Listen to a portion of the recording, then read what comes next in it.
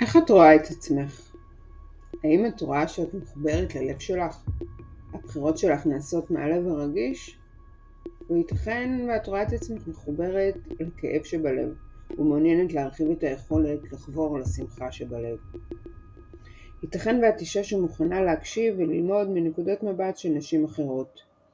עד כמה את מאפשרת לעצמך קרבה לעצמך ולזולת? האם את רואה עצמך כאישה שזורמת עם מה שקורה לה בחיים?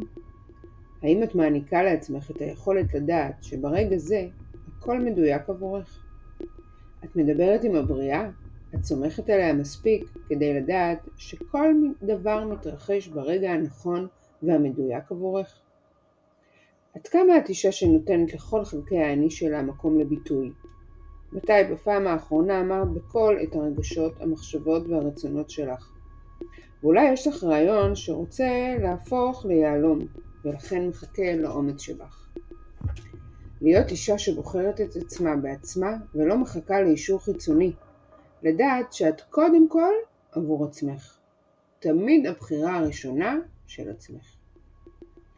קלפי תמנוס, מסרים במרחב מקודש, מאפשרים לנו הבנה עמוקה בין הרגש והשכל, בין הרצון לעשייה, ונותנים לנו דרך פשוטה, יעילה ומדויקת לחבור לעצמנו בכל יום, כך שנוכל להתפתח ולהתקדם בהתאם למודעות האישית שלנו, ולהיות היועצות הכי טובות עבור עצמנו.